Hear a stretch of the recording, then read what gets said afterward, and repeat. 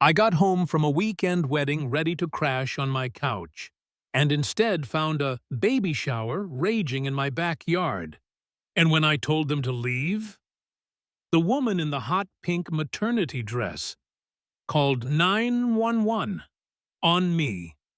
I'm the homeowner, and by the time the FBI got involved, let's just say, things got federal fast. So, my name's Julian Carter, 32, attorney, just got back from my cousin's wedding in Atlanta, still in my wrinkled travel suit, dragging my suitcase to the door of my house on Silver Pine Drive. I live in Maple Hollow, a suburb that markets itself as quiet, classic, community-driven. That's code for, if you're not like us, don't get comfortable. Now, I'd only been gone 3 days, but as soon as I stepped out of the Uber, I heard music, cheesy, blown-out pop music coming from somewhere way too close. Then laughter, clinking glasses, not like someone next door throwing a party.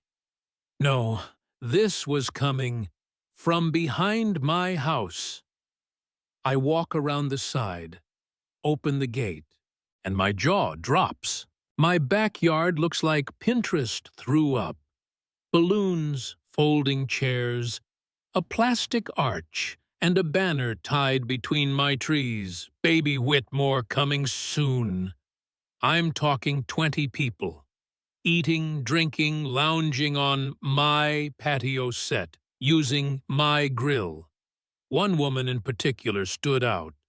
Bleach blonde helmet hair, pink fuzzy slippers, waving a red Solo cup like she's queen of the cul-de-sac. She's standing next to my hydrangeas, which I'd just revived from last winter, thank you very much. I walked in, suitcase still behind me, and all eyes turned like I'd just wandered onto the wrong movie set. I kept it together. Sort of. "Excuse me," I said, loud and polite, "but what the hell is going on in my backyard?" She smiled, real slow. "Oh, honey, you must be confused. This is HOA common space. We're hosting my baby shower here. It's perfectly within our rights." I blinked. Then I laughed. Not because it was funny, but because it was so delusional. My brain thought it had to be a joke. "Ma'am," I said, trying to stay civil, "this is 127 Silver Pine Drive. I own this house. I have the deed, the taxes, the bills to prove it. You have 2 minutes to clear this crowd, or I'm calling the police." That's when she said it. "Now you listen here, boy," voice dripping with sugar and spite. "You can't just barge in here yelling at people. This is a respectable neighborhood. You're scaring people." Scaring people? That word, that tone. I knew exactly what she was doing. I said calmly, "Lady, you are throwing a party on my property. You're using my electricity, my water, and my grill. I'm not the problem here." She laughed. "Everyone knows the Hendersons moved out. This place has been empty for months." The Hendersons lived 3 doors down. I pulled out my license. "My name is Julian Carter. This is my home, and you're trespassing." Then I started filming. She got up in my face. "Put that phone down! You don't have the right—" "I do," I said. "Virginia's a one-party consent state, and I'm documenting every single word. So keep talking." Now some guests started gathering their things, but Queen Lorraine? No. She pulled out her phone. "I'm calling 911, she said, loud and theatrical. "You're threatening a pregnant woman. You're harassing residents." And then she did it. She called the cops and told them I was a strange man threatening her baby shower. By the time the cops pulled up, I was still standing there, still filming, still stunned, and Yeah, I saw it in their faces when they looked at me. One black man, suitcase, surrounded by middle-aged white folks with cake and balloons. Lorraine put on her best fainting voice. "Officers, thank God you're here." He came out of nowhere, yelling, filming us, threatening my guests. I handed over my ID, my mortgage app, even offered to unlock the door. "This is my property," I said. "She and her friends broke in and are refusing to leave." They hesitated. Then one officer turned to Lorraine. "Ma'am, do you have proof this is HOA property?" She blushed. "Well, my son is the HOA president. He would have approved this if I'd asked." That's when it all started unraveling, because not 5 minutes later, her son, Trevor, showed up.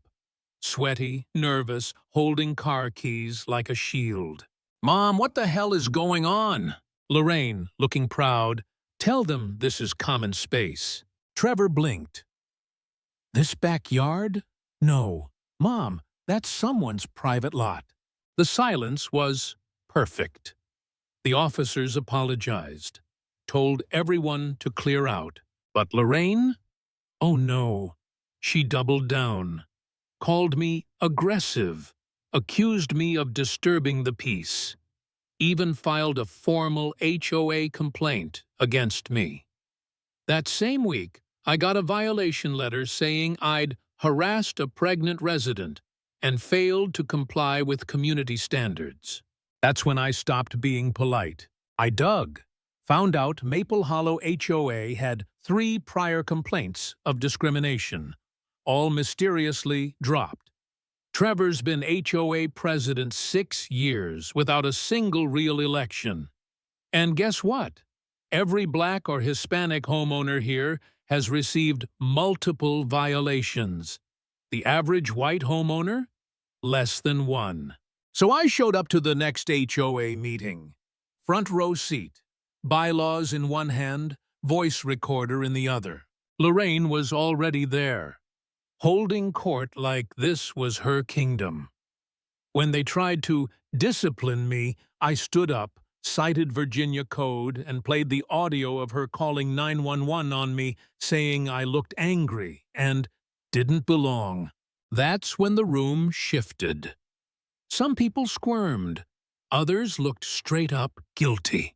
Then her brother-in-law, Rick, stood up, said I was stirring up trouble, said people like me don't understand community values.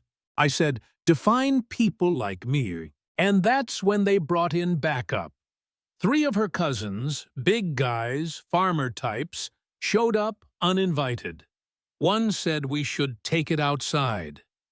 I smiled, lifted my phone. Would you like to repeat that threat into the mic? By now, the FBI was already watching. The Civil Rights Office had opened an investigation, and I wasn't the only target. They'd harassed the Lees, the Garcias, the Rodriguezes, all of us.